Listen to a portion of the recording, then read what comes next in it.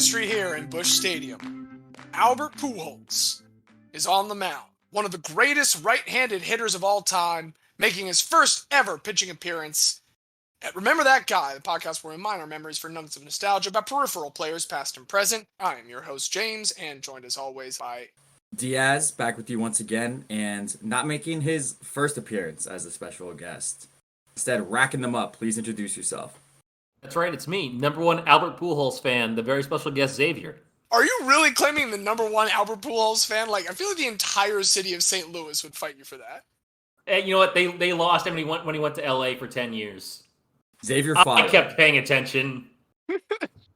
Albert Pujols, to me, is like Eminem when Eminem was in his peak cultural moment, where it's like, look, I see it. You can show me the numbers. You can demonstrate the magnificence of it all, and I can tip my cap to the talent. But I don't know. There's something about Albert Pujols never did it for me. He's my favorite player of all time that I have seen play growing up and watching, and not just watching old highlights from the 20s, 30s, 40s, whatever. He is my favorite player that I've watched growing up. Even with all of the Yankees that I got to watch as a kid, it's still Albert Pujols. He is my favorite. All right, before we move on, real quick, Diaz, just so we make sure we get this on the record, favorite player you've ever watched? Favorite player I've ever watched? What's your heart say? Don't think too much. What's your heart say? Ken Griffey Jr. is the name that comes to mind for me. Fair. Brian Griffey's the greatest player I've ever seen. The absolute greatest. There's never been a more talented player of the game of baseball than Ken Griffey Jr. You can't say he's the GOAT because he doesn't have the resume. That's what I always look at when you talk about that debate. I think you need to look at what the actual production was. Unfortunately, his injuries, I think, eliminate him from the GOAT discussion. Yeah, no, Cincinnati Reds, Ken Griffey Jr. is like a replacement level player. And it's tragic. And to me, the greatest testament to how great he was is those, 7-8 years were essentially a waste. And he still ended up hitting 600 homers. He would have hit 800 easily if he managed to stay healthy. Probably. What about you? I'll just say, I'm peak Manny Machado. The 2015, 2016 Manny Machado seasons, just especially because it was someone I saw in person a lot. Peak Manny Machado, absolutely. Manny Machado leading the league in WAR right now. Yeah, no, Manny Machado's having an amazing season right now.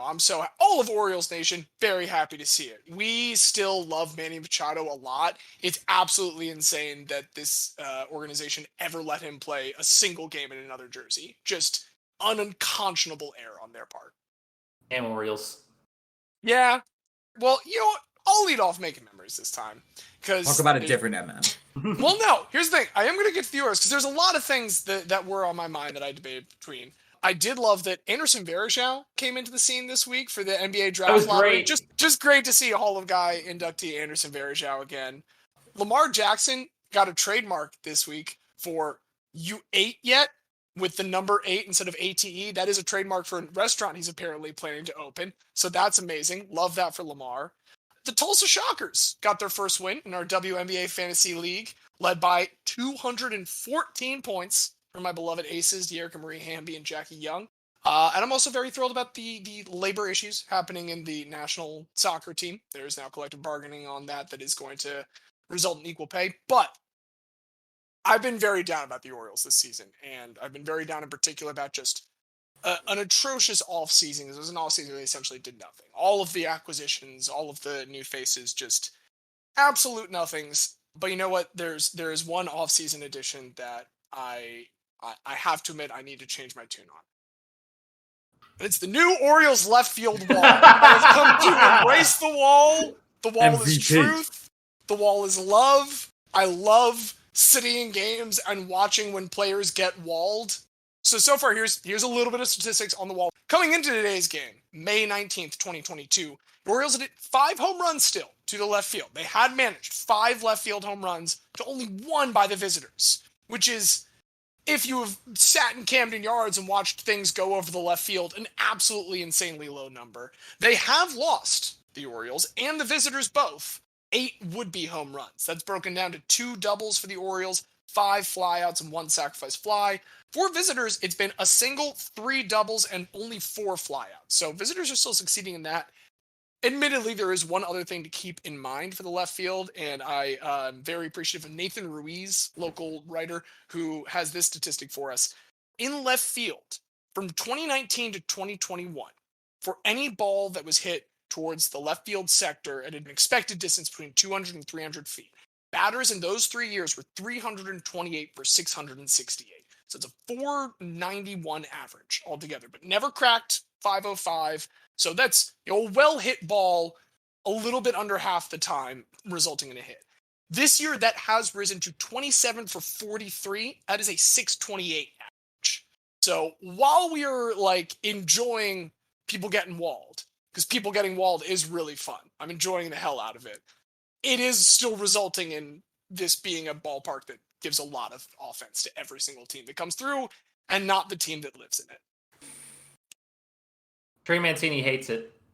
Trey Mancini hates it, and that's tough. It's really tough to disagree with Trey Mancini. I don't want to be pro-cancer like last year's home run derby winner Pete Alonso. So, yeah, I mean, Trey Mancini doesn't love it, but I kind of love the wall. I described it earlier today as Baltimore's Gritty, wherein Gritty immediately reviled by the people of Philadelphia upon release. Just hated for a bit there.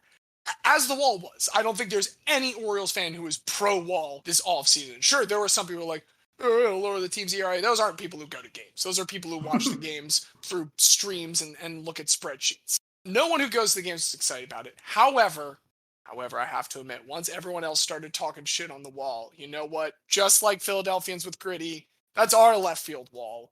And now I love the wall. Now I think the wall is fine. The only thing I dislike is the jagged outcrop, just because it looks bad. Like, if you just smoothed it out and it was still a 20-foot wall that was pushed back 30 feet to minimize home runs, but at least it was a smooth surface and not, oh, here's a jagged corner you could run into and kill yourself. It just doesn't look nice. I'm cool with minimizing home runs. I want it to look a little bit better because Camden Yards is beautiful. And now I don't think it's as beautiful. I mean, it's a right angle. It's harsh, but it's the wall, baby. I was going to say, I was at the first preseason game for the Flyers when they introduced Gritty. And Gritty was roundly booed by all in attendance. We did all hate him, so that is true. And I love that the wall crushes the dreams of so many people. Just as, who's making memories for me, Newcastle absolutely crushed Xavier's dreams with a rounding 2-0 victory in their final home game of the season. I don't want to talk about Arsenal and like what that meant for them though, because like what made memories for me was the incredible scenes at St. James's Park. First of all, pregame, a bit of context for people who don't know. So in protest of how little Mike Ashley had invested in Newcastle, War Flags, which is like the official supporters group that brings the crazy flags that you see at the games. They had not attended a game in some years. I want to say since it's 2014, probably. But when the ownership change went through this past October, they said, you know what, we're back. Started going back to the game. So just an incredible scene pregame with all the flags waving around. And then for 90 minutes, like, truly, like, Newcastle could have lost 5-0, and the crowd would have been electric all night, just cheering, because after 14 games, we had no wins. No team had ever survived relegation in the history of the Premier League, going winless for their first 14. But we did it. Eddie Howe is the manager of the year, and just the scenes during the game, fans were so electric. After the game, the stadium remained packed for an hour after the game, just saluting the players. Like, you don't see anything like that in American sports. So to see that passion of that crowd, see how well the team is playing, to know that with a big summer ahead, we can get a few more signings in. And why not? Why can't we be playing for Champions League next year? I'm going crazy, but I'm on the record. Newcastle, stock up, making great memories for me. Howie the lads. Well, so here's the good news, Xavier. Now you don't have to talk about that if you don't want to, because it's already been brought up. So like you can move on to happier things if that's what you like. Sports move quickly. The only sport that doesn't move quickly is soccer, because so much of what happens in the previous season affects the next season, which is the thing that sucks. It's like, oh, Arsenal choking in the last week of the season and losing 2 games to Tottenham and Newcastle, where they were completely outplayed at both. It doesn't just affect this season. It means that oh, next year they're not going to be playing in the Champions League on Wednesdays, making lots of money and getting lots of global attention, and we'll be reminded of that every week next year. But also, sports move fast in that Yankees have been doing great, still have the best record, but they did get walked off in the bottom of the ninth against the Orioles today, so don't feel like talking about them. And the Rangers, who did win a overtime Game 7 against the Penguins to, make it to the next round, did then lose in overtime again yesterday in the first round. So sports move quick. Things go from happy to sad very quick. But Kendrick Lamar released a new album that I really like, so at least there's that in the world. Kendrick Lamar making memories. Well, we know it's going to be heavily featured in next year's NBA playoffs media package, so we can be prepared for that and link to sports that way. Which song would they put on there? I wouldn't put any of those songs. They're going to figure it out. United in grief for when a team loses. The opposite of one shining moment.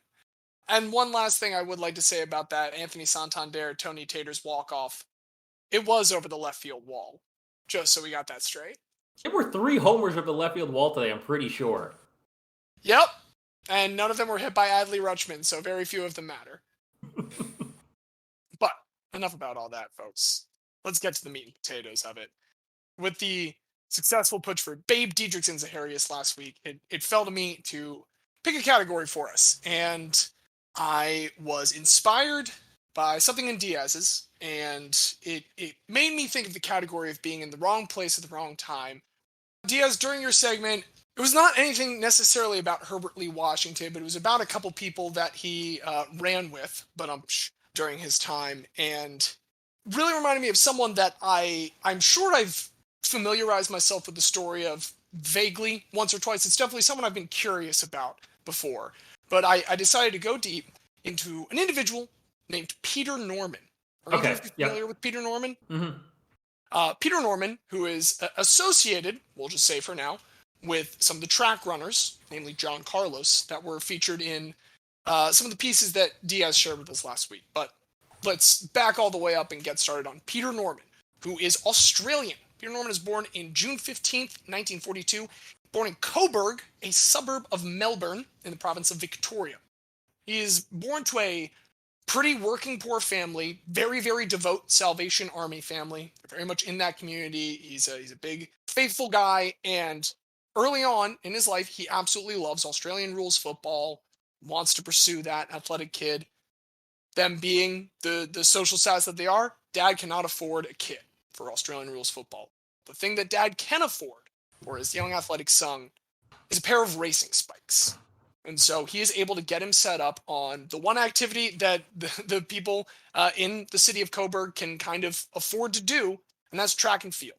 And so Peter Norman starts to just recreationally in all number of teams in Victoria in this area, and also every athletic club's team, just so you know, is named the Harriers. Not actually everyone, but there's the Melbourne Harriers, there's the Victoria Harriers, there are the Coburg Harriers. It took me like 15 minutes every time he was mentioned being on a Harriers team to figure out which one it is, because they're all just athletic. It's the Rough Riders versus the Rough Riders. It's the Rough Riders or the Tiny Little Dogs versus the Rough Riders or Tiny Little Dogs every single time.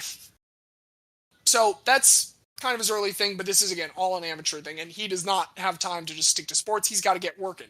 The first job that Peter Norman takes up is he apprentices as a butcher for a while, because this is the third individual I've mentioned who's in a hometown based off the sheep raising industry. He does not stick with this job for too long. He decides, you know what, I do really like running. I would like to have a job that kind of involves that. So he becomes a PE teacher for a while.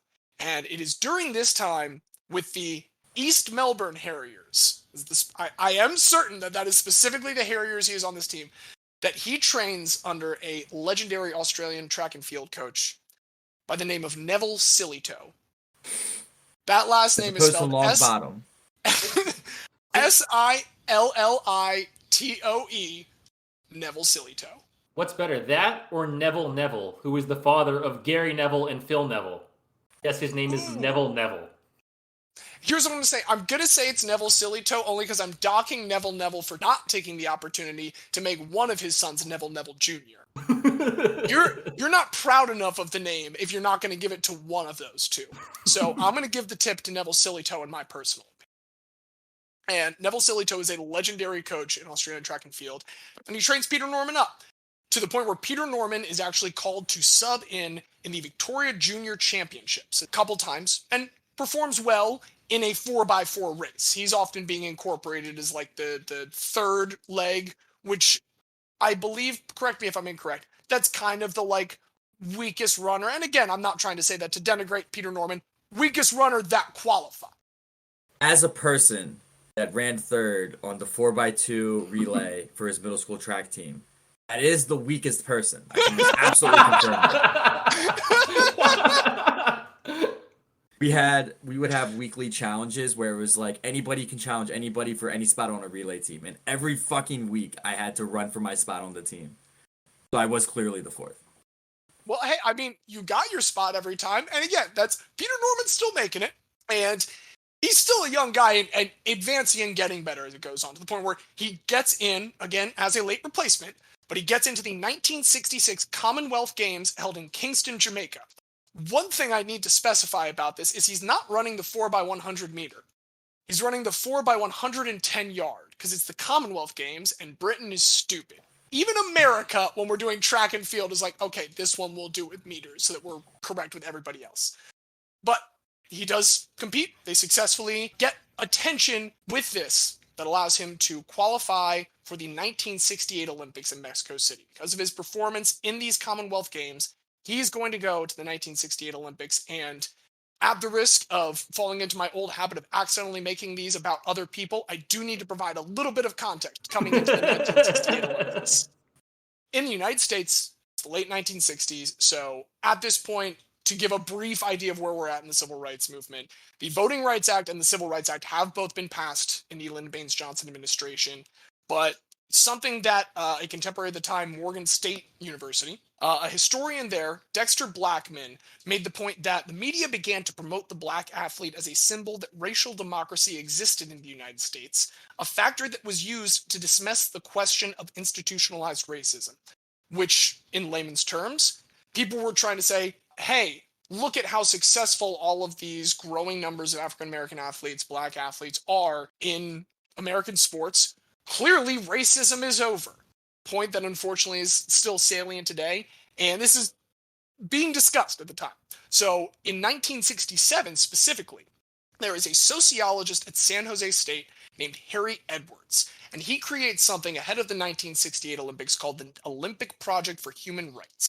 There's 4 things that they want to have achieved for the Olympics, and they're asking for countries to boycott otherwise, or asking athletes in the United States in particular, black athletes, to boycott the games. Their 4 demands are: they want to uninvite South Africa and Rhodesia for being openly apartheid states. Good point, love that. They want to restore Muhammad Ali's heavyweight title, which had been taken out of this time due to the conflict over him submitting to the draft. They want Avery Brundage, IOC president at the time, who was a shitbag, and we'll get to why a little bit later on, but they want him to step down as IOC president, and they just want people to hire more black coaches. That is the 4th point listed. These are not achieved ahead of the games, but there are some very notable people who are going to take away a lot of this messaging. There are 2 San Jose State University athletes in particular, Tommy Smith and John Carlos. So they are in close connection with Harry Edwards at the time, and the boycott does not really happen, but these 2 are expected, for one, to compete for gold medals and silver medals all across the events they're about to do. More so, they are not radicalized necessarily, but certainly imbued with the messaging from the sociologists at their college. So that is some context to just have as we go back to Peter Norman, who's gotten to Mexico City here in 1968, and for the first time ever in his life, because he has lived in Australia and competed in things like the Commonwealth Games, he gets to see his first ever Olympic standard track with 4x100 meter setups. Not only that, the thin air, which is something that was expected to be a factor in the 1960 Olympics, he loves it. Quoted as saying, "I could feel my knees bouncing around my chin." Peter Norman is fucking jazzed. He is ready to rock. And he is also coming in with a set of expectations that were kind of agreed upon between him and the Australian Olympic Committee. One of those, he wanted to at least repeat his qualification time. Number 2, he wanted to make sure he didn't finish last in any round. And number 3, this is a quote from Peter Norman, under no circumstances can you be beaten by a palm. A palm in this case refers to a British runner. Got to make sure that you are at least repeating qualification time, not finishing last, and saying, fuck you, Britain. Those are the 3 things that Peter Norman needs to accomplish. As long as he gets those 3, rousing success for the country of Australia. Peter Norman has no fear as he goes into this, because in his first heat, he sets a then Olympic record in the 200 meters of 20.17 seconds. And this is like not the first heat run. John Carlos and Tommy Smith have already gone. And then out of nowhere, this little 5'5" Peter Norman Australia guy just comes up, not really well known internationally, Olympic record 20.17 seconds. Easily wins his next quarterfinal. And in the semis, he's actually matched up with John Carlos, who goes ahead and sets another Olympic record of 20.12 seconds. Peter Norman is able to finish just behind him for second in those semis, and that sets him up with a spot in the finals for a chance at a medal now in the 200 meters. And despite a not amazing start, in the last 50 meters, Peter Norman has a rich strike-like come from behind second place finish. And with that, he is actually able to finish with a 20.06 second time. His fastest time ever, a then Australia record for the 200 meters, and would have been another Olympic record. Fortunately, Tommy Smith beats his own time and the world record with a 19.83 second time. Tommy Smith takes the gold, Peter Norman takes the silver, and John Carlos takes the bronze. So now we're heading into the time between the event and the ceremony. And the two of them approach Peter Norman because Peter Norman was not a fool. Everyone knew that John Carlos and Tommy Smith were going to do something now that they'd finished in this podium. So they talked to Peter Norman. They let him know what their plan was. They were going to be shoeless with black socks on. This was to represent black poverty both in the United States and worldwide. John Carlos was going to have a necklace of beads that were meant to represent individuals that had been lost to lynching, individuals that had been lost to death by drowning in the middle passage of the transatlantic slave trade, just general forgotten deaths in the United States. And both of them were going to have each a pair of black gloves to kind of allow them to have a more black pride power salute. So ahead of the ceremony, they approach Norman and they say, Norman, do you believe in human rights? And he says yes. And this is very important because Australia was, maybe, not particularly surprisingly, not a good place for anyone that wasn't white either. There had been something called the White Australia Policy. This was pretty much like openly talked about government policy for decades, beginning in 1901 with their first Immigration Restriction Act. The common saying was, Australia for the Australians. Despite that, they also weren't particularly good to Indigenous Australians. Not that surprising either, I think. But while it had started to thaw at this time, Australia in general had a terrible record of Indigenous rights abuses, and it had only just begun to lower like the immigration restrictions that had kept it a very white and European nation for a long, long time. Peter Norman, coming from the Salvation Army family, had been involved in a lot of outreach and a lot of activism regarding this growing up. So when he's asked if he believes in human rights, doesn't hesitate to say yes. They asked, do you believe in God? Once again, this kid grown up in a very religious household, absolutely he does. He says, I'll stand with you. John Carlos has remarked later on, he expected Peter Norman to have some kind of like fear when he was approaching him with all this. And he says the only thing that he saw in Peter Norman's eyes was love. Ahead of this, there's almost a snafu. John Carlos loses his set of gloves. They only got one pair of gloves. Peter Norman is actually the one that recommends they split up the pair. If you look at the picture when they're doing this, Tommy Smith has his right hand in a glove raised, and John Carlos has his left hand in a glove raised. That is because Peter Norman recommended you each got to have one. And Peter Norman made sure to last minute grab a pin for the Olympic Project for Human Rights. He saw a guy named Paul Hoffman. Paul Hoffman was a coxswain for the U.S. rowing team. And when he wasn't on the U.S. rowing team, he was the captain of the Harvard rowing team. Now, he had an Olympic Project for Human Rights pin on, which he graciously lent to Peter Norman for this. The reason I'm bringing this up is Anyone who now reacts to this poorly is officially more racist than the captain of the Harvard rowing club. So let's just make sure that we're providing that context for everybody. Peter Norman takes this pin. He stands on the second place podium, and as the Star Spangled Banner plays, as we said, Carlson Smith raised their fists. Peter Norman stands dutifully, let them know, look, I'm not going to do that. It didn't feel like it was his place to necessarily take what admittedly has been mentioned as a human rights salute in retrospect by John Carlos and Tommy Smith. And sure, you know what, if they say that, we can say it also definitely has the visibility of a Black Power salute, which would have looked a little bit weird coming from Peter Norman. But he does stand there respectfully. And then all hell breaks loose as soon as this is done. Avery Brundage, the IOC president, remember him? He's been in the IOC for a really long time. The very first Olympics that he was like really involved with was the 1936 Olympics. Do you guys remember what city that was hosted in? Munich. No, that is 1972. Berlin. Yes, 1936 is Berlin. Yes. During Nazi Germany's reign. At the Jesse Owens games. Yeah. Now, during Jesse Owens' games, Avery Brundage said, yeah, no, nothing wrong with the Nazi salute. That's a national salute. Like, yeah, this is perfectly fine. If you look at footage, there's constant Nazi salutes in the 1936 Olympics. However, this was deemed an inappropriate political statement by Avery Brundage, who is a United States citizen and was fine with all of that Nazi stuff, and is actually reported to be like one of the largest Nazi sympathizers in organized sports in United States history. In a 40-year career in the IOC.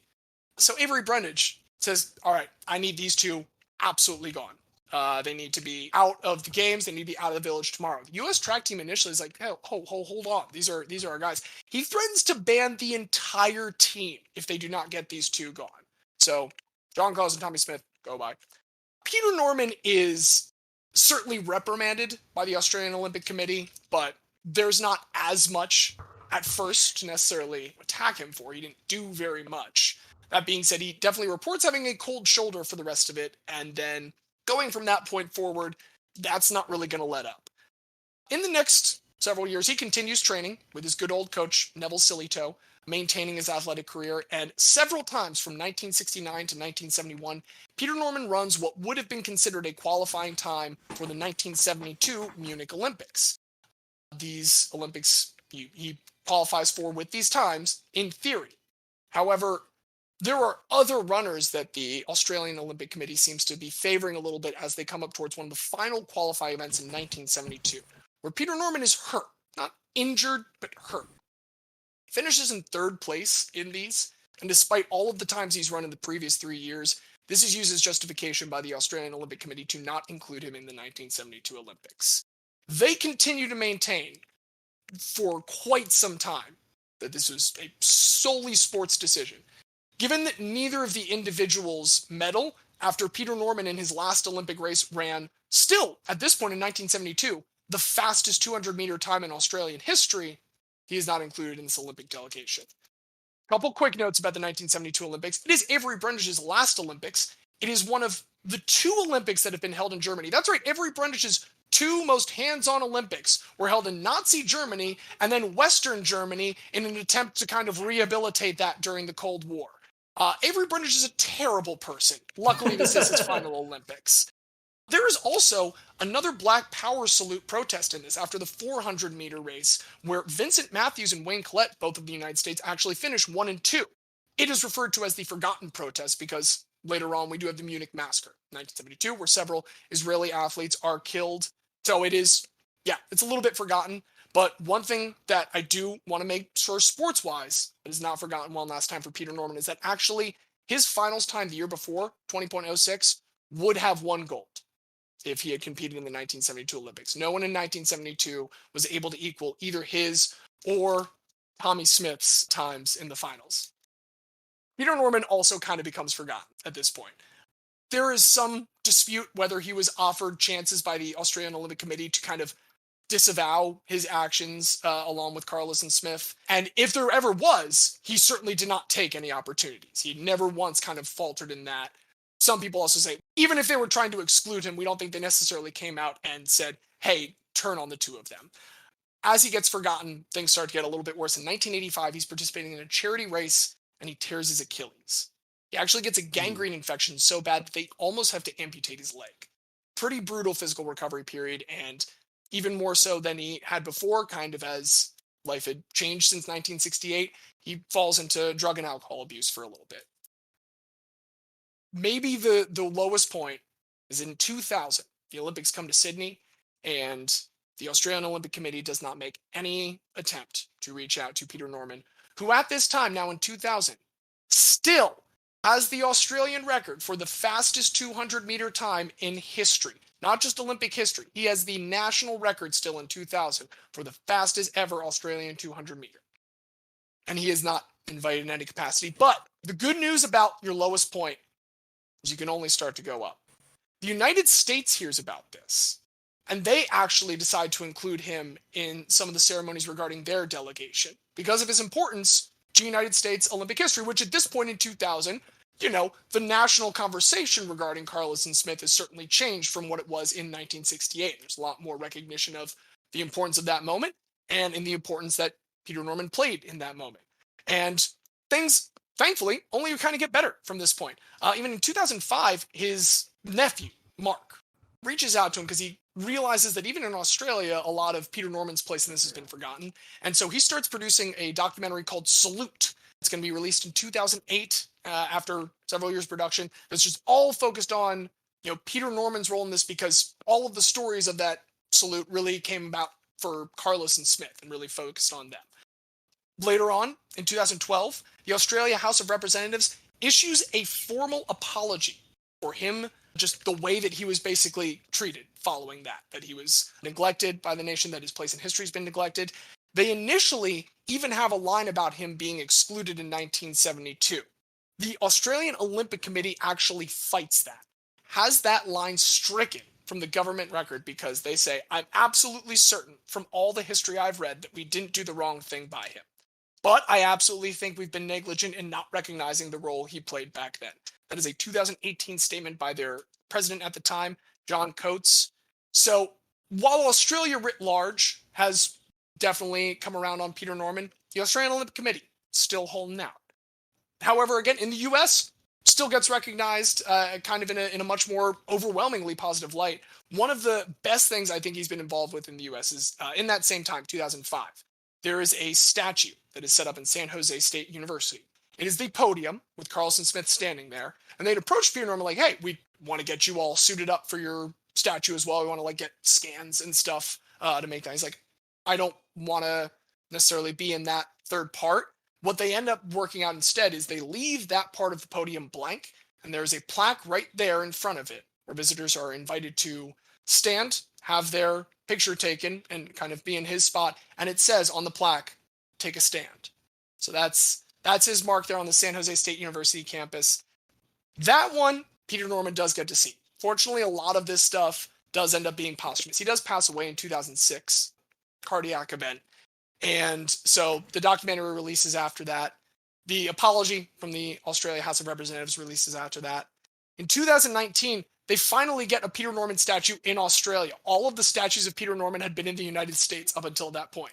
But in 2019, in Melbourne, his relatively hometown, outside of the new Lakeside Stadium, they built a Peter Norman statue.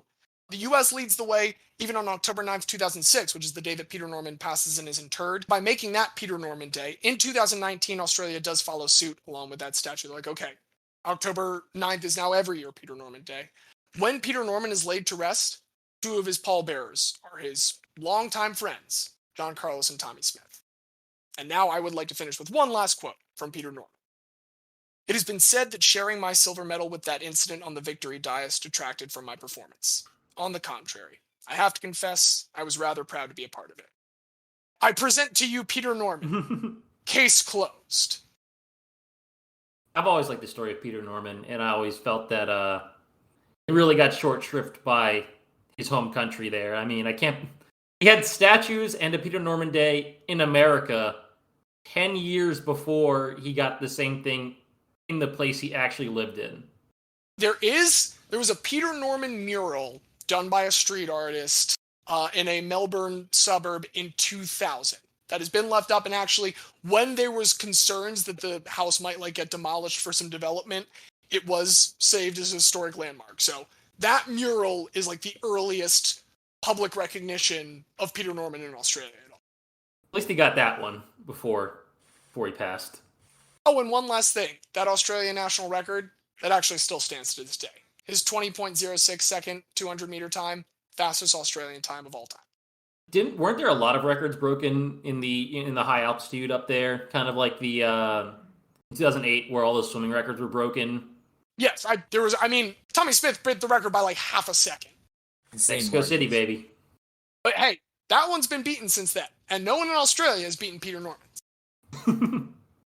I love the humility of requesting that he not be part of the statue and having a little plaque there. I think that's great.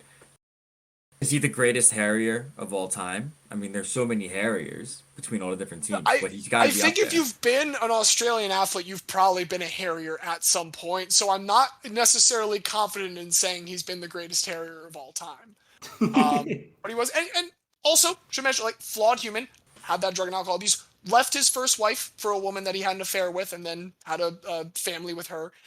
They did reconnect, he and his first wife, maintained a good relationship with the second family, reconnected with the first family just before passing. So it largely, in the end, like, Peter Norman got to enjoy his flowers a little bit before he passed, and I am really happy for that. Like, I'm glad that there was some change in the global perception of Peter Norman there while he still had some time to appreciate it. I love that. Do you want to go, Xavier, or? Sure. Yeah, I'm happy to go, and then we can finish with what might be the more positive one with you later, Diaz. Right. That's why. Yeah. It's no too sad endings in mine. Yeah. Real quick though, fans really need to behave. We had a Nottingham Forest fan headbutt a Sheffield United captain a couple days ago, and then just today, I just saw this. An Everton fan running onto the field when they swarmed the field after being officially safe from relegation. The Everton fan ran up to Patrick Vieira, the coach of Crystal Palace and one of Arsenal's legends, and filmed himself flipping Vieira off in his face, touching Vieira and trying to hit and taunt Vieira. And Vieira kicked him in the legs and knocked him to the ground, which I appreciate. And then in the League Two playoff, a Swindon Town player also got punched by a fan.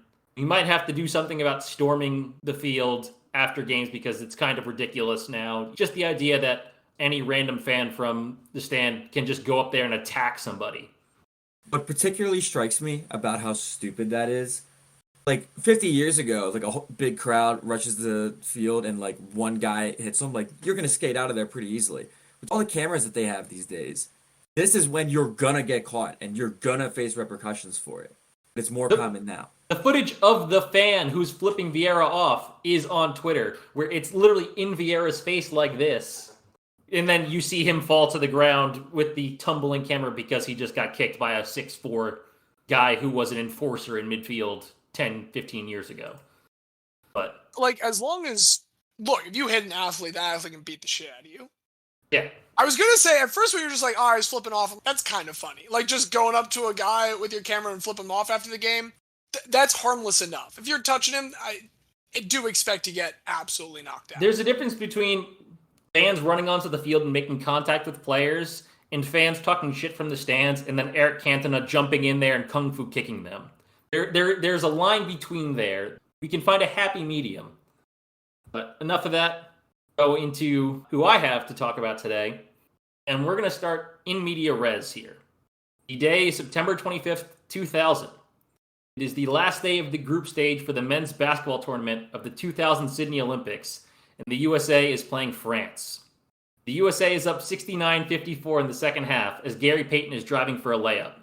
Real quick. No way we had 69. Yeah, I was going to say, like... I'm not going to spoil, but I know what this is, and it's a fun little wrinkle now to know the score was 69 when it happens. But yes, it was 69-54 as Gary Payton is driving for a layup.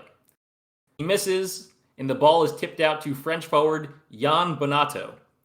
And for some reason, he tries a spinning behind-the-back outlet bounce pass to teammate Stéphane Rissachet.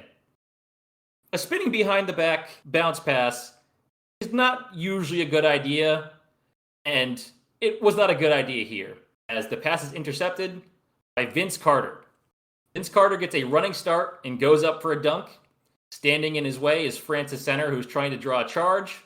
That doesn't matter to Vince, who clears the 7'2" center and dunks it on his head. A dunk that would later be referred to by the French media as Le Dunk de la Mort, aka the dunk of death. And God, the poor that's so soul. good. That's so much better than anything in the English language could possibly be. Fuck. And the poor soul who found himself killed by Vince Carter that day was Frederic Weiss. Frederic Weiss. It is pronounced with like With a the V. V? Yes, as far as I can tell, it's Frederic Weiss. So one of the reasons for that is probably from where he was born.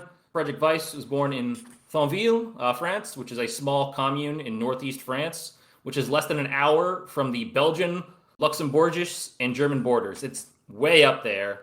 But, there's a lot of Eastern European in his background. Frederic begins playing basketball at a young age. He's already 5'3" by the time he's 9 years old. And Whoa, what? he's a tall boy. Pretty big. And so at the age of 15, and already 6'7" by now, he joins l'INSEP, aka the French National Institute of Sport Expertise and Performance, outside of Paris, where he trains to improve his basketball skills. Fun fact, other alumni of this institute include Tony Parker, Evan Fournier, Clint Capella, and Boris Diaw. You know, France has something like this for soccer too, and a lot of countries have things like this where it's, hey, a high school or program specifically to train athletes. So he spends 2 years here, and afterwards he joins the French team Le Mans CDP. By his age 21 season, which is 1998-99, he's averaging 13 points, 7 boards, and had already been a 3-time French League All-Star. He's considered the second best international prospect outside of Andrei Kirilenko. What a terrifying twosome. Then Dallas Mavs assistant coach Donnie Nelson said of him, Frederic has excellent size and skills. He has good hands and good footwork. He can also play outside and in. He's more of a finesse center, not very physical. He's kind of cut from the Zydrunas Ilgauskas mold. Pulling some phenomenal names so far, Xavier. I know, it's fantastic. So, after the 1999 season, and while he's in France with the French team for Eurobasket 99, Weiss is sitting in his hotel room, hoping for news while the NBA draft is going on. He doesn't have the ability to watch it, and it's late at night, and he finally gets a call from his agent. Frederic, you were just drafted number 15 overall by the New York Knicks. Unbeknownst to Frederic, at the exact same time, Knicks fans are going ballistic because they all wanted to draft Ron Artest, the hometown boy from Queens who played at St. John's, who would then get picked with the very next selection by the Chicago Bulls. Weiss knows none of this. After Eurobasket, awesome. he's excited. He's super pumped. After Eurobasket, he flies over for Summer League. Did not get the welcome he expected. At a short meeting with the Knicks brass, they tell him, you're not really the guy we were supposed to draft, and some fans might not be so happy. Does this possibly explain any of the later Kristaps Porzingis initial hate? Well, There's plenty of reasons to hate Kristaps Porzingis now, but like the initial reaction to drafting him, is that just like PTSD of Frederic Weiss? Yes, there was a lot of parallels with the Porzingis pick. It's kind of wild in hindsight. So the Knicks had just lost their GM, and they let an interim GM named Ed Tapscott make the pick, who is also considered one of the worst GMs of all time. Hey folks, it's James. We lost just a little bit of audio on this, but I can go ahead and fill you in on what happens after the Summer League, because Weiss's agent convinces him to not sign a normal first-year contract with the Knicks. And part of this is because, well, the agent owned the French team that he played for. And if you're thinking that's a potential conflict of interest, good on you, because now, not only is Weiss without a team, he's also without an agent as he gets arrested for conflicts of interest. Anyway, back to Xavier now. He has left New York to go back to France, needs back surgery, and the agent that told him to do it is in jail. Got no one in his corner. More recently, he was interviewed last August, and he said that he also had an American agent who was supposed to help with kind of the communications. He said that this agent had called him to say that his wife passed away. But Frederic didn't know what that meant because he barely spoke English. So he just said, okay, give me a call anytime. And the agent, maybe not knowing what he was talking about, never called him back after that. So he's got the French agent in jail and the American agent who has his wife die and thinks that maybe Frederic isn't understanding or doesn't care, never calls him back after that. Why? How does the agent not call him back at any point? Like, it's a little bit dereliction of duty. You would be surprised because this isn't the only time that someone chooses not to call him back. Oh my goodness. So he does recover from the back surgery and plays well, makes his 4th straight French All-Star game, and Limoges wins the French league title that year. But they are then relegated due to financial troubles. So they win the title and then are kicked down to the 2nd division because of going broke.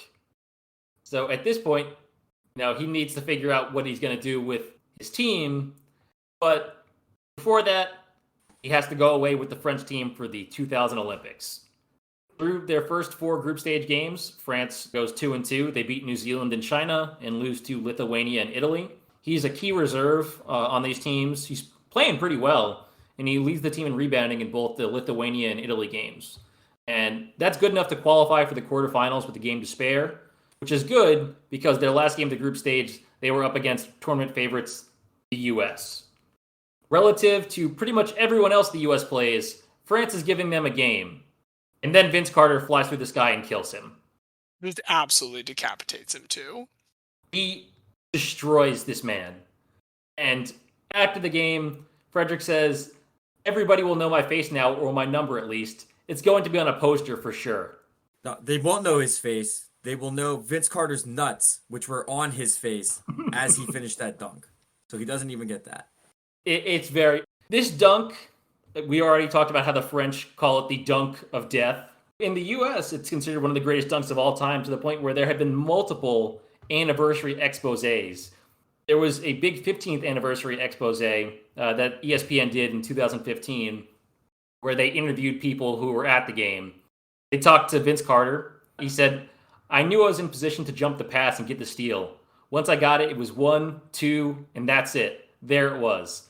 So I get the steal. I remember taking the first dribble and the second dribble, just trying to gauge what Weiss is going to do. Weiss says, I don't remember anything. I had my eyes closed. I wouldn't move for sure.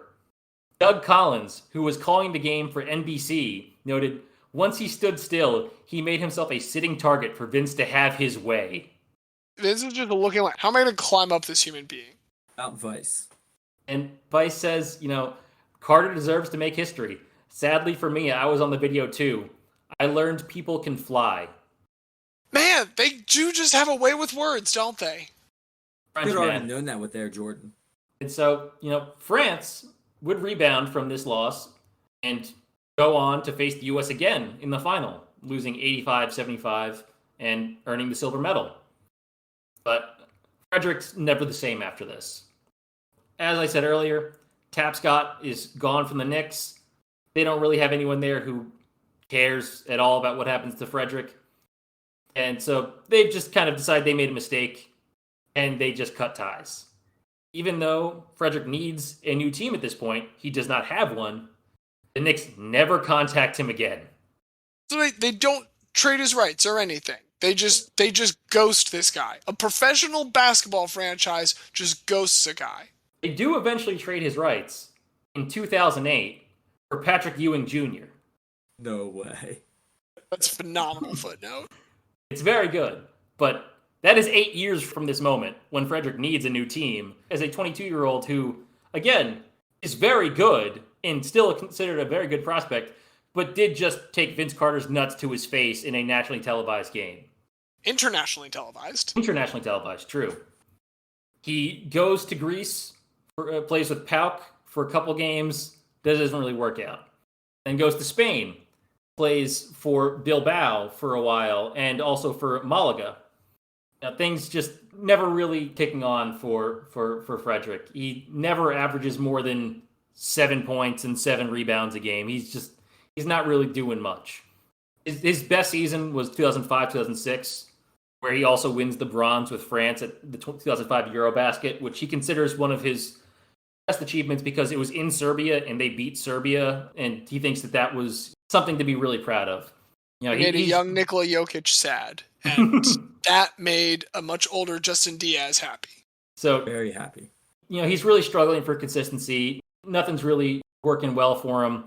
And you know, one of the big things that affects his play is that in 2002, he and his wife Celia, they have a son named Enzo, who is diagnosed with autism. So Frederic, he was a big beach guy and he loved sports, and he tried to introduce all of these things to his son, and nothing was really working. He couldn't figure out how to be a good father to a child with autism. Causes some fraying of the relationship, and eventually he and Celia do split in 2004. This spirals Frederic into alcoholism and depression, and on January 2008, while on a drive to visit his son, he pulls over at a rest stop and swallows an entire box of sleeping pills. 10 hours later, Frederic does wake up. He's confused, doesn't remember what happens, sees the empty box, and felt what he described as a, quote, surprising relief. Quote, it was the luckiest I've been in my life. This was a catalyst for him to turn his life around. Since then, he gave up drinking, reconciled with Celia, and opened a tobacco store in Limoges that they ran together. And most importantly, by the timeline you told us, got traded away from the Knicks. I just think that's the most important step towards, self-purification that he was able to take in 2008. Yeah, he is free of that. That same year is when his rights get traded from the Knicks. I was about to say, I do feel like, real quick, do they trade his draft rights like after he tries to kill himself? Because that's, you picked a guy that really makes your team look bad. Yes, because this happened in January 2008, and they traded his draft rights in August of 2008. So it was later that same year. They gave it more than half a year. I'll give them that. They did give it more than half a year. It was the next basketball season. It was the next basketball season. There was a really good New York Times piece on him, and they noted he still struggles with depression and mood swings sometimes. There was a little anecdote where he was in the back of the shop, and a customer came in and whistled because no one was there in the front, and he yells out, "What am I, your dog?" And gets really pissed at the customer for whistling. But overall, become pretty content with his career and with his life. Currently, he does sports commentary work for French television. One fun thing, in 2017, he participated in the French All-Star Dunk Contest, where he stood in front of the basket with Vince Carter's jersey draped over his shoulders as ex-Memphis and Milwaukee Bucks player DJ Stevens dunks over him while wearing a Frederic Weiss jersey. If you can't laugh at yourself, that's awesome. I like the idea of recreating it, but turning the tables where Weiss is playing Carter and DJ Stevens is playing Weiss. I would have liked it better if he tried to squeeze into a tiny Vince Carter-sized Vince Carter jersey. That would have been great. I don't think it would have worked. Plus, again, he is a commentator, so I've watched this. I'm pretty sure he was in a suit at this point with the Vince Carter jersey on his shoulders. But so, last year, he worked as a commentator for the Olympics and was interviewed by Basket News, a Euro-focused basketball website. Asked about his new life and said, "I'm tired because I'm commenting on the Olympic Games. It's a 12-hour difference between France and Japan. However, I'm very happy to sit down, watch basketball, and be paid for it. It's the best job in the world. It's even better than playing basketball because I'm not that tired after the games." It sounds like he has a phenomenal perspective on life now. It really seems like you said, after your lowest point, nowhere to go but up. And things didn't really work out for Frederic, both with the Knicks and with Vince Carter's nuts in his face. But it seems that he's a little happier now. One quick fun fact. Who do you think that he believes is the best player that he's ever played against? Tony Parker. He is American. Well, okay, so let's think about this, because he only ever plays against them internationally and that one summer league. So, who's coming into the league with it? I feel like that's the key, or am I overthinking this, Xavier? You are overthinking this. Is it LeBron James? It is not LeBron James. Kobe wasn't on the 2000 team. No, this guy is not on the 2000 team. He is active in 2000, but that's the end of his career. Did not play in the French league.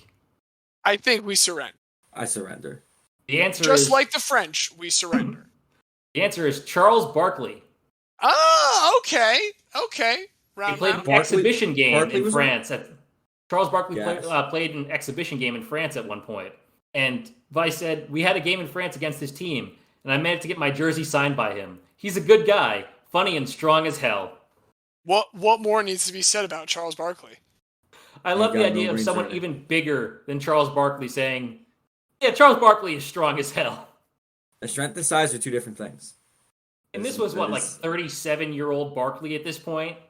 This was Houston Rockets Barkley, not even Sixers or Suns Barkley. This is my pitch on why Frederic Weiss, who had to deal with so much terrible Knicks being terrible Knicks, and also USA Basketball killing everybody, including him, I believe we should give him something good here. Frederic Weiss, the Weiffel Tower. It's a compelling pitch. I'm interested. I'm listening to what you're selling. But Diaz, I hear you got something to sell too. I got something to sell, and there are some things that are sold or not sold during this story that will play a key role, and that'll just be a little teaser before we get into a guy who is on the unfortunate side of one of the ballsiest decisions in Super Bowl history. And I'm not talking about the Philly special going for it on fourth down as an Eagles fan. Instead, I'm talking about a guy who is a former Eagle, was not on the Eagles when in 2009 with the Indianapolis Colts, he had a chance to recover the Saints onside kick, did not manage to do so, and instead helped to spur on the Saints to their first Super Bowl victory. I'm talking about Henry Randall Basket III, a.k.a. Hank Basket. It's such a good poll. This is such a good poll. I love it. Please, sell us on the basket. Well, so for almost all of you who are listening, Hank Basket's most notable memory will be that he is the guy to not recover that onside kick. It's an all-time Super Bowl moment, and he's on the wrong side of it. But he had quite the career and quite the story to even make it to that moment. Firstly, born September 4th, 1982 in Clovis, New Mexico. As all good football players in New Mexico do, you're a good high schooler, you're going to stay home. You can go to New Mexico State, where he plays for the Lobos. All 4 years, he is an all-academic Mountain West. He makes the all-academic Mountain West team, including his senior year, when he also is named first team All-Mountain West. His senior year, he goes for 67 catches for 1,071 yards and 9 touchdowns. And he does graduate with a degree in general management. Did not manage to find his GPA, but he was all-academic all 4 years. You can assume it was pretty good. That is also like one of the most perfect kind of just ambiguous sports degrees I've ever heard. That's like, it may be only outdone by the true classic communications. Communications, physical education, I always loved seeing that as a major for some of these for some of the athletes. But general management, he can manage generally anything, wide array. But he does still have these dreams of making it to the NFL. So even though he does go undrafted, he signs with the Minnesota Vikings straight out of the draft, undrafted. But he's not long for the Vikings, so draft is always the last weekend in April. And on May 18th, 2006, just 14 years before Xavier's big day, he's traded to the Philadelphia Eagles for Billy McMullen. Billy McMullen was a third-round pick for the Eagles in 2003, who kind of just sucked and kind of was a disappointment. He floated around, and the Eagles liked Hank Basket enough that they gave him up to just bring him in. Now, we need to remember the era we're in, 2006. Now, social media was not as huge as it is now, obviously, but it was still in its nation stages, let's say. I think Twitter existed by this point, right? Twitter, I think, was like 2006 or 2007, but anybody who was anybody would tell you that in 2006, the place to be was MySpace. Hell yeah. And what was great about early internet and like MySpace was there wasn't like celebrity profiles or like blue check marks or like anything like that at this point. Everybody just had a profile and you could search and you could find people and you could add them, maybe add them to your top 8. And as a huge Eagles fan in middle school, of course, I searched to see if this random undrafted free agent that we just signed had a MySpace, and sure enough, he did. So I added Hank Basket on MySpace, and I cannot recall any specific conversations we did have, but I can confirm there were posts exchanged on walls. There was comments left back and forth, and to middle school me, this was like the coolest thing of all time. Like Hank Basket was like number 3 on my top 8. It was like my best friend was number 1.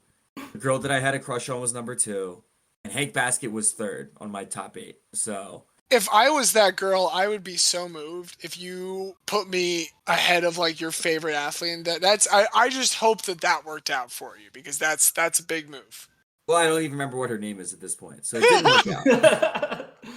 But it was a cool little personal aside. I had communication with Hank Basket, which was just like really cool. And now social media is turned into a hellscape when it used to just be nice little pleasant things like that. But anyway, I digress. From early on, he's traded May 18th. This is like before like rookie mini camps, like before anything really. So when he comes into training camp, he's almost immediately the talk of training camp. And this is also for important context. This is the first season following the Terrell Owens saga.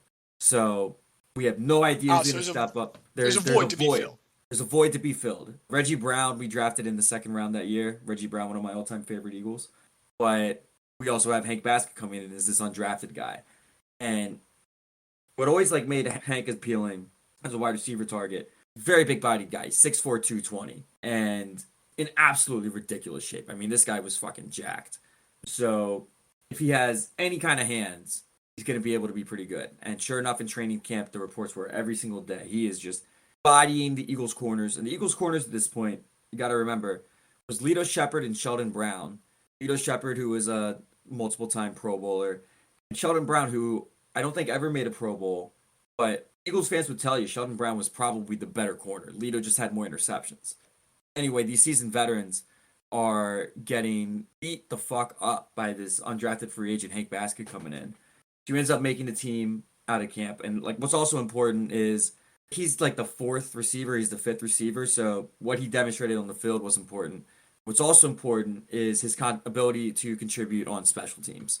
So it's noted and it's acknowledged that special teams is a big reason why he ends up making the team. That's not what his major impacts are in his rookie season, though. In the infamous return game for Terrell Owens, 2006, perhaps the most toxic atmosphere ever at a Philadelphia Eagles game. You need to remember, this was just 10 days after Terrell Owens allegedly attempted to overdose on pills. This was refuted by his agent, but Eagles fans knew enough to chant OD at T.O. the same way that they had chanted T.O. to the Olay chant just 2 seasons prior. An incredibly toxic atmosphere all around. That's horrifying. Listen, I'm not saying Philadelphia fans are always right. They do always bring it. That's the only thing I can think of that might ever top that is whenever Ben Simmons plays in Wells Fargo Center again. Oh, it's never going to happen. He's moving to Australia. He's never coming back. I would not be surprised if Ben never played again.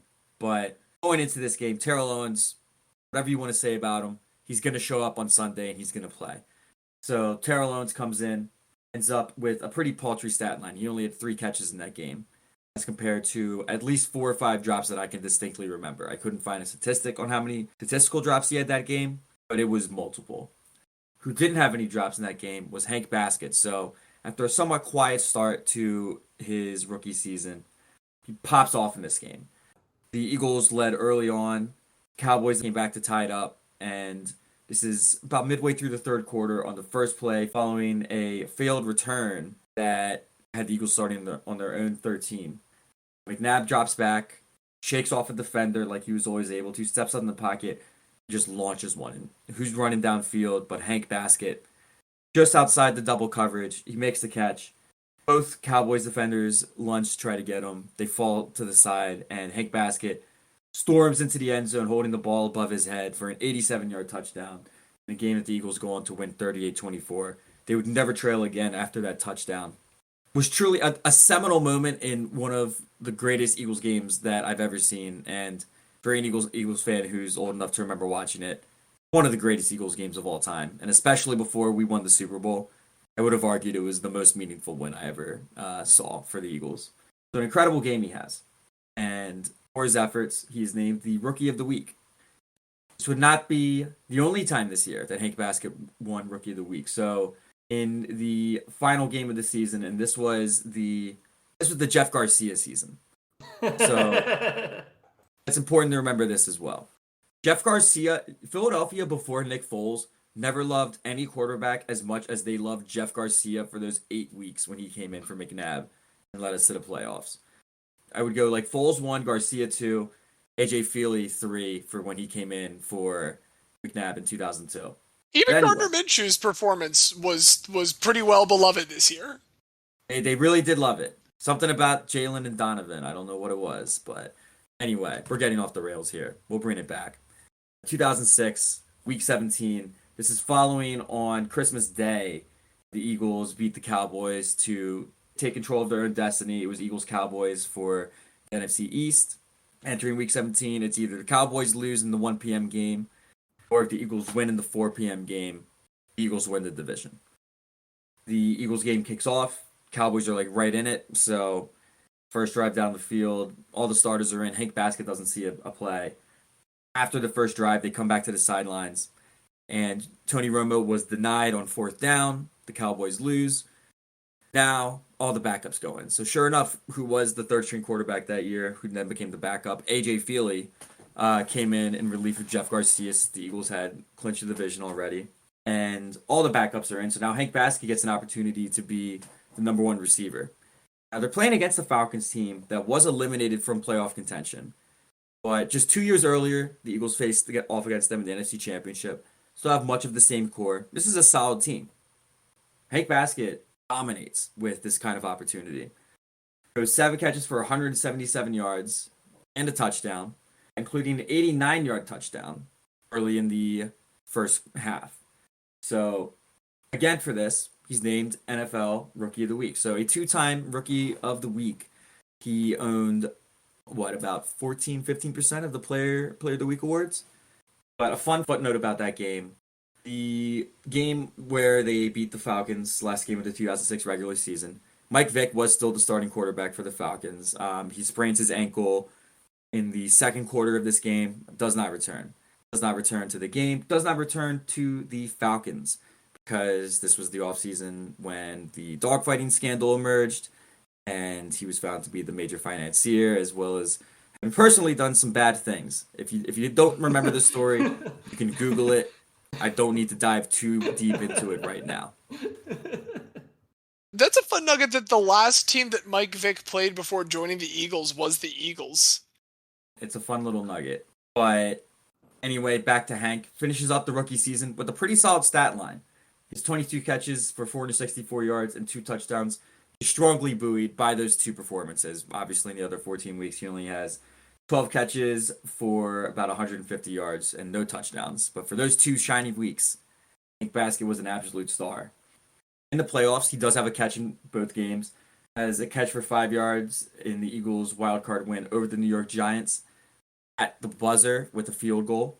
And then down in New Orleans, the Eagles do lose 27-24 on a field goal at the buzzer. Hank has 1 catch for 25 yards in this game. But after his rookie year, looking like a very solid rotation receiver for the Eagles. Probably not going to be an alpha number 1, but a guy that you know if you need to call upon him, he will step up. 2007, not very overwhelming stat line. This is essentially what his stat line would have looked like if he did not have that Falcons game. So for the season, 16 games, he has 16 catches, 142 yards, 1 touchdown. He's named the special teams MVP, though, for the Philadelphia Eagles. Does a great job as a blocker on the kickoff returns and on the punt block team as a gunner getting down there. Only had 4 tackles. So apparently that's enough to be the special teams MVP. But Well, you know what Hank they say about Baskett, special teams, man. Special teams means special times. special teams, special times, and special plays being made by Hank Baskett. I'm guessing he had some great diving plays into the end zone on punts to make sure it didn't go into the end zone. Well, I mean, I hear he had an absolutely phenomenal special teams coach at that time. He did. He did. It was one of the which Harbaugh was it again? Boy. Juan Harbaugh.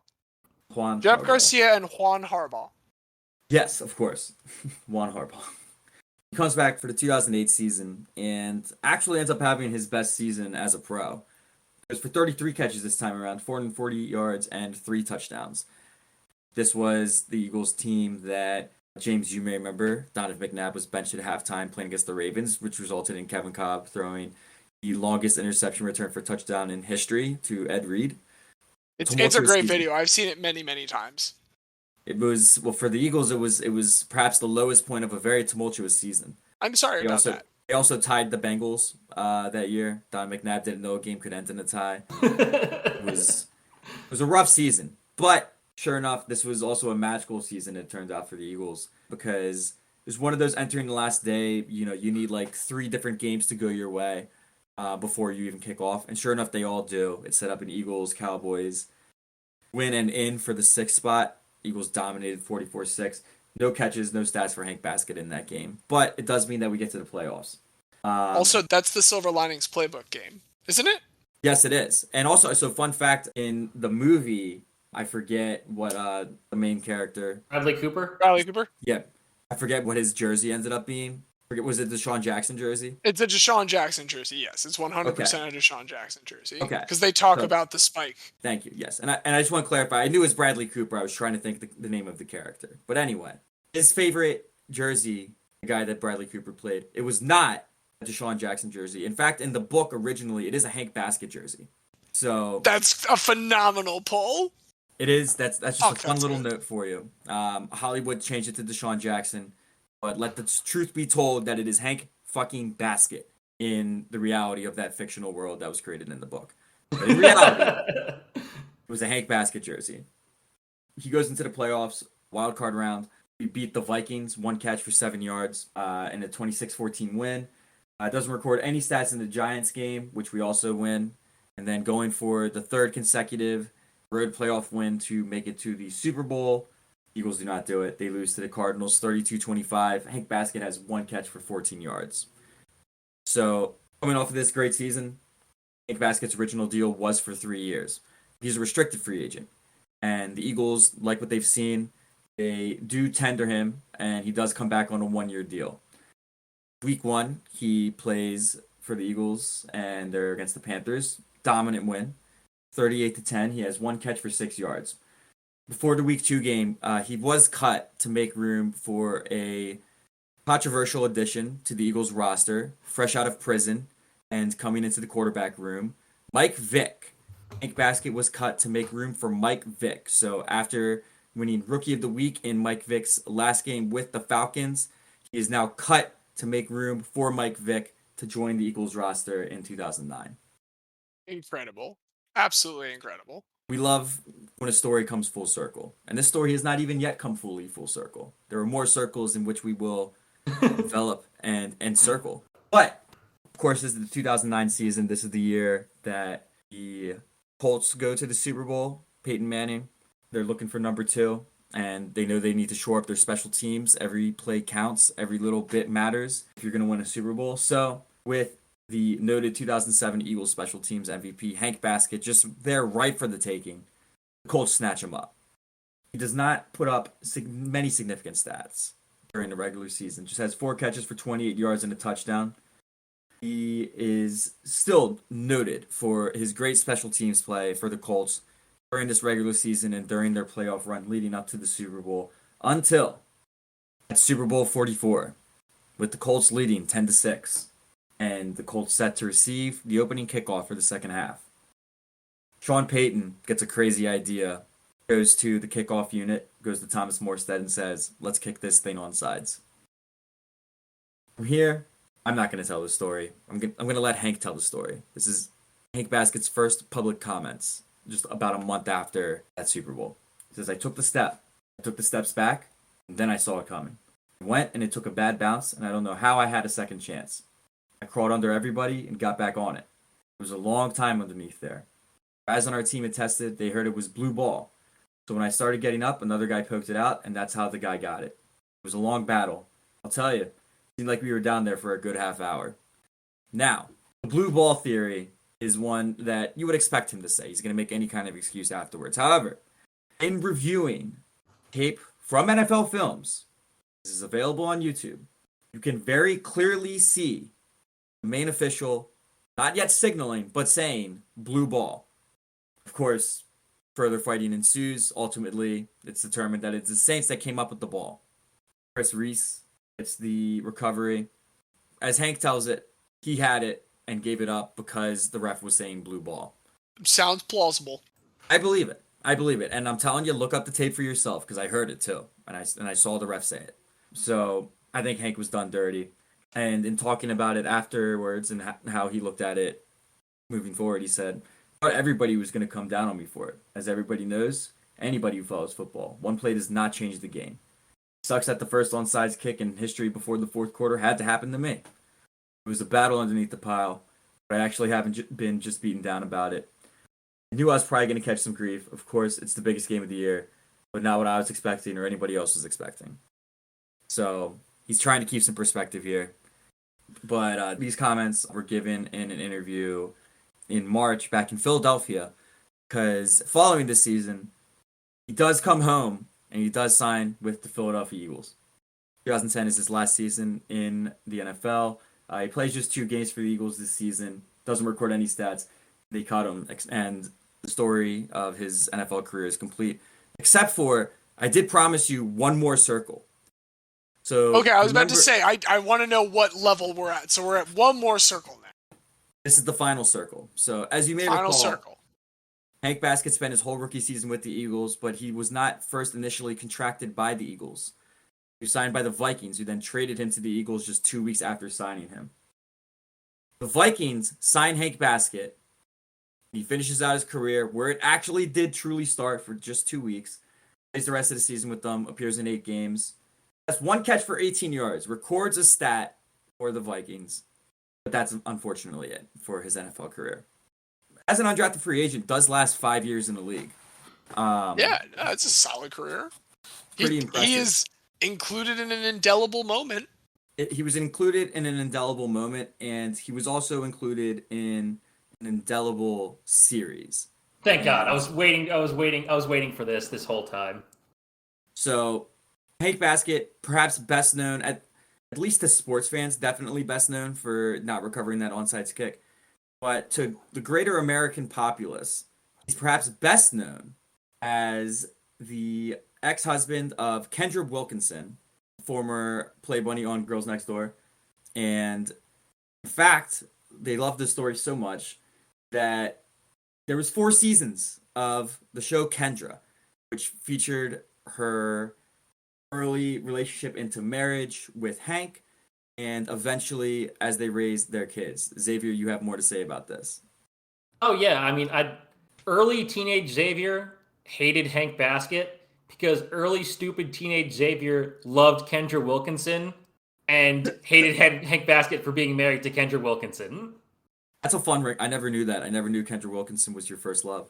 I don't know if you would go that far, but when you're 13, 14, and you're watching a show and it's like, wow, she is really attractive.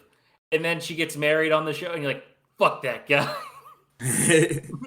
This is an opportunity you never thought you were going to get to really quick air your grievances about Frank Baskett. I'm glad that Diaz has served this up. Hank Baskett. I'm sorry. I'm glad that Diaz has served this up to you on a silver platter. I loved it. I mean, I have more to go into about their relationship. I don't want it to traumatize you. I have been happily married for 3 years as of yesterday.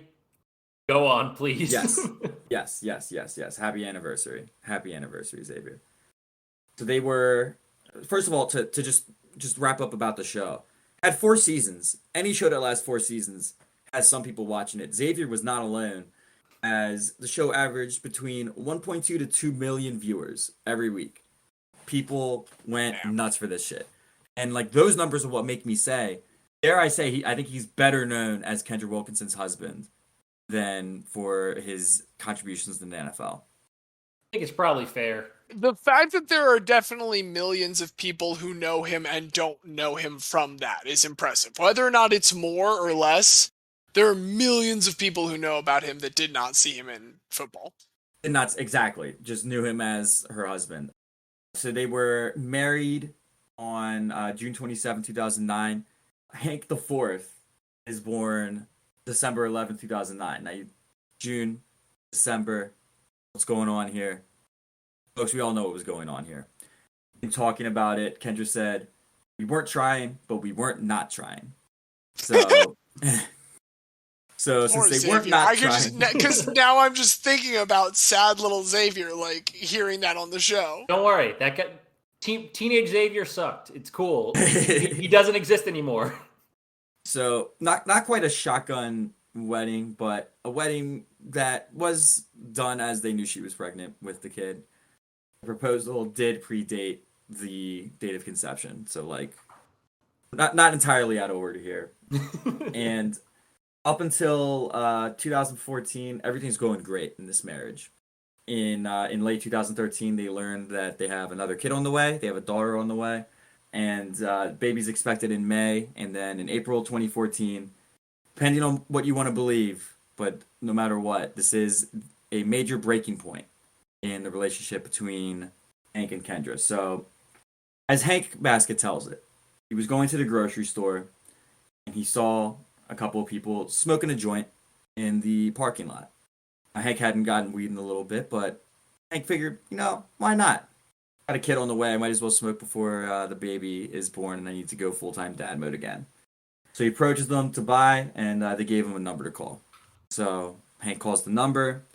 At the number, he gets an address. So he goes to the address. When he gets to the address, knocks on the door, and who opens the door but a fully nude transgender model. Now, as Hank tells it, he just stood there and did not reciprocate any touching. He just let her touch him. But the story goes in the public news that Hank has cheated on Kendra with a transgender model. So even in his description of it, I went to a second location that some people I didn't know who were smoking weed in a parking lot told me about. And when I got there, a woman just fucked my body without me doing anything. That's his defense. That's what he is saying is the good version of what happened. To be clear, let me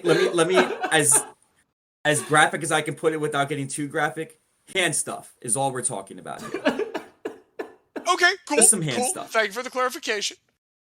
Just some hand stuff is all that has happened. So in Hank's version, she touched him and he didn't do anything about it. In her version, they touched each other. Who's to say? It's two people. None of us are really going to know. But a person who's not going to be as, who knows about it as I just was, is going to be your 8-month pregnant wife. So she absolutely furious. She's irate. She literally takes her wedding ring off and flushes it down the toilet in front of him. This is very, very tough. However, ultimately, Kendra does say that she believes Hank's version of the story. She still blames him for being stupid. She says he's incredibly naive and dumb. But she does believe his version of events. Anyway, a month after that, Alicia Mary Baskett is born. May 16th, 2014. So, a lot of... happy belated 8th birthday to her. There's a lot in this story. There is a lot. There's a lot. Really, this is the turning point of their marriage. So in 2015, Kendra gets photographed giving a kiss to a co-star from a new show she's on, because they no longer are doing the show Kendra. And she's kissing her co-star Jimmy Bullard. When she was asked about it, she said, "I love Jimmy, and yes, I do want to kiss him." Hank went on to call this a, quote, double standard, but he later said in an interview with Steve Harvey in 2016 that he did encourage her to go, quote, play around so that they could be even. This is the relationship that I expected between an athlete and a Playboy playmate. None of this has surprised me. It's gone to all of the places I expected. but I didn't expect it to go to all of them. We're hitting every stop, Xavier. We're hitting every stop. So, again, after this incident, they do what anybody's going to do to try to save their marriage. They just go to like couples therapy, a nice private set. No, they go on Marriage Boot Camp Reality Stars, an MTV show, where they try to hash it out there. And by the end of it, if you were to just watch this show and pay no more attention to their lives, it looks like they made some progress and things are probably going to work out. But it doesn't end that way. As you could probably tell, the second that Hank Basket tried to go buy some weed, it does ultimately end in a divorce in 2018. We're both amicable about it, though. So in her Instagram post announcing their divorce, Kendra says, "Today is the last day of my marriage to this beautiful man. I will forever love Hank and be open. But for now, we have chosen to go our own ways. You will probably see us together, and it's because there's no hate. Love wins in this case. It just looks a little funny. Thank you, Hank, for a beautiful 8 years of marriage and 2 beautiful kids. I feel so thankful and blessed." To this day, they do the co-parenting thing pretty well, I gotta say. Friends on both sides agree that they do it really well. They're pictured together at events with the whole family. So they do a pretty good job of it, I gotta say. I gotta give them credit where credit's due. I need to ask one very important question. Do you happen to know what season of Marriage Boot Camp Reality Stars they were in? What year it was? Hank Basket was in the 2015 season. Okay, so he did by 1 year miss Ryan Sutter and his wife, who appeared in the 2014 season of Marriage Boot Camp Reality Stars. You can't have too many athletes on at once. You can't have too many. But just to wrap it up, Hank now has a beautiful co-parenting relationship with Kendra. They still love each other, but they realize that they can no longer be together. And Hank is still doing pretty well for himself. Still lives in the Philadelphia area. He lives in Voorhees, New Jersey, and he is now a Twitch streamer. His most recent streams have been with Amon Green, the former Green Bay running back, and they play Tiny Tina's Wonderlands together, which is a recent Borderlands spinoff. Pretty good one, I played that yesterday. I played that. It's better than I was expecting. I literally played that yesterday, and I will be playing it again later. Hank Basket has leaned into the gamer thing. Like, if you check out his Twitter, like, it's a bunch of like his gamer clan and like their giveaways and like the things that they're doing. Him advertising his Twitch streams. So capitalizing on the fame that his NFL career and his reality TV star wife gave to him, and keeping it going. Probably regrets a couple decisions that he made in his life. Could have just batted that onside kick out of bounds. Could have just waited for weed to be legalized. But at any rate, Hank Basket, aka Henry Randall Basket III, father of Henry Randall Basket IV. May there be a fifth one day. Let's hope.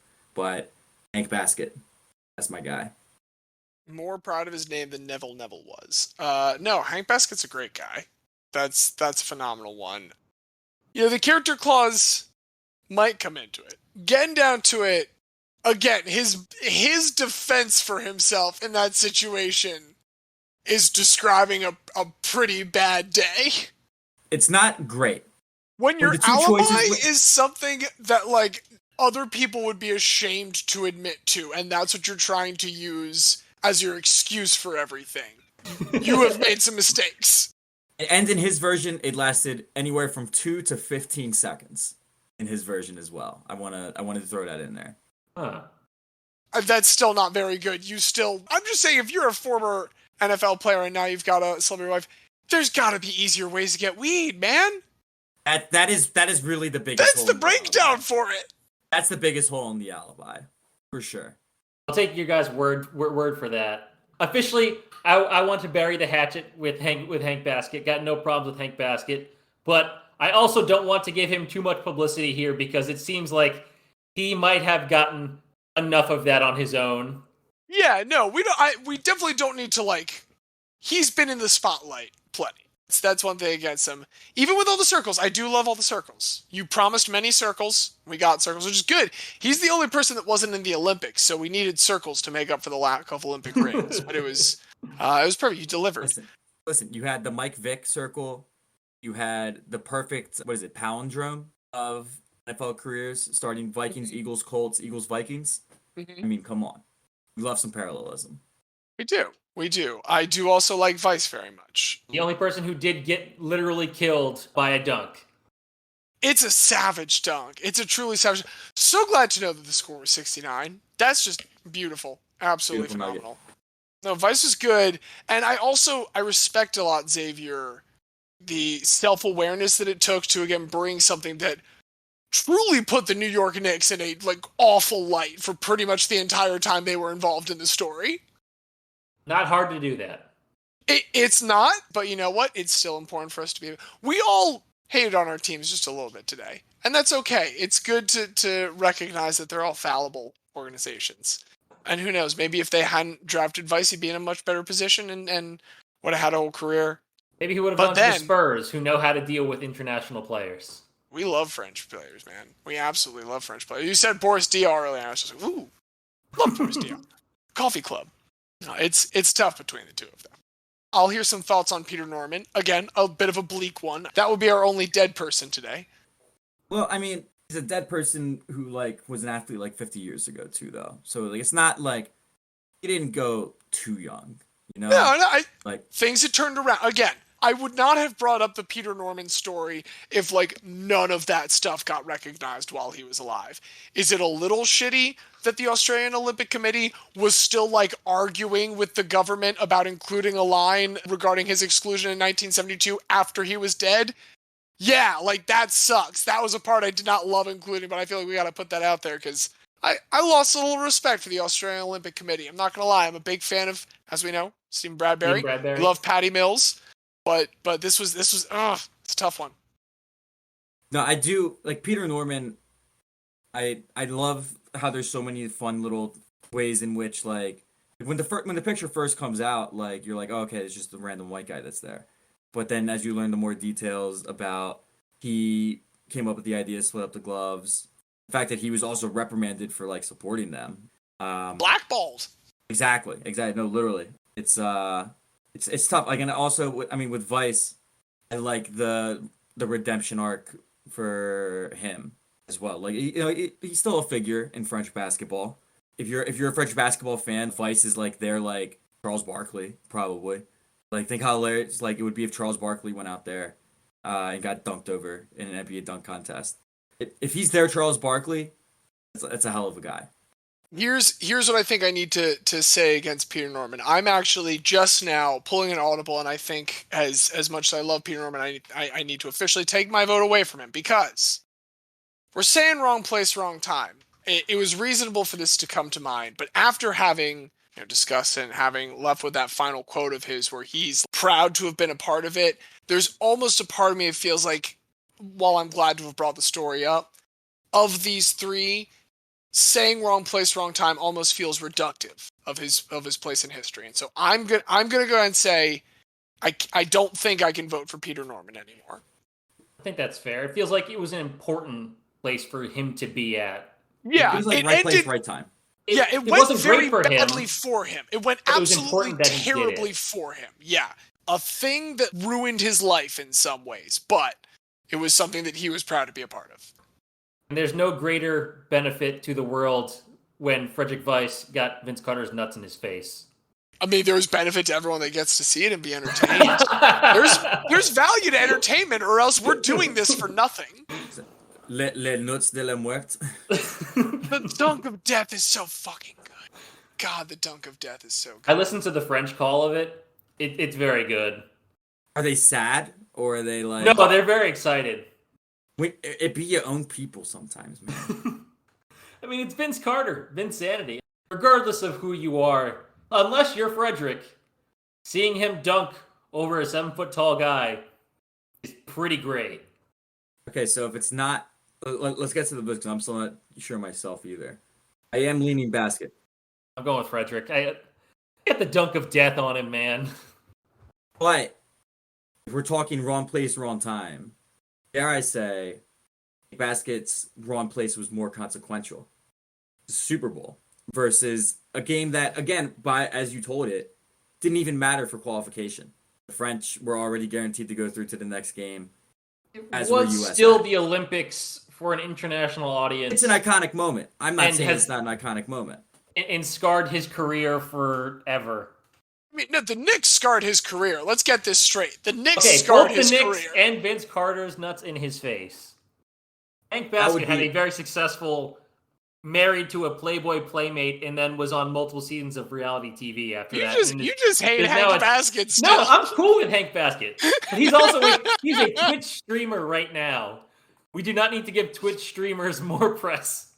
Yeah, Xavier can't possibly vote for him because if he's disqualified people for being on Marriage Boot Camp Reality Stars once before, he has to do it again. So for his consistency, if I've withdrawn Peter Norman and he can't, vote for anyone that's been on Marriage Boot Camp Reality Stars, then Xavier has to go for Vice. Like that's unquestionable. You can still both choose Baskett. That's fine. But this is the principle of it. This is the principle of it. Are you sticking with Baskett? I'm staying by Hank as an Eagles fan. Give me a one-sentence pitch on Baskett.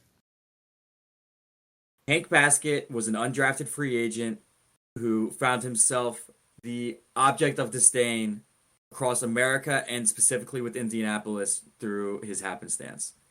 I've remembered several important things during your sentence, and we're going to walk through how this has informed my decision. First off, as we pointed out, Hank Baskett, a disciple of John Harbaugh, a very accomplished special teams coordinator, who I think, frankly, would be disgusted by the fact that in the greatest special teams moment of Hank Baskett's life, he did not rise to the high standard that I know that John Harbaugh must have held that special teams unit for. Also, you made one silly mistake.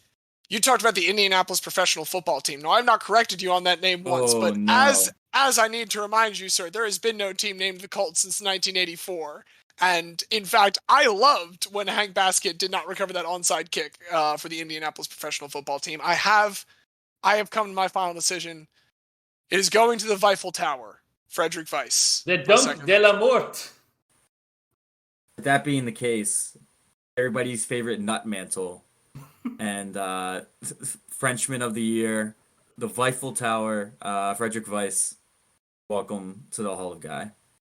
I do apologize for democracy doing you dirty this time. Hank Baskett, a great guy, surely, but this was I think a contest between two good ones, and a fun history lesson about Peter Norman. Even if in the end I decided to disqualify him, I still love the Norman story. I think it's great, and more people should know it. I guess if we're going democracy, it was invented in France. It's fair enough.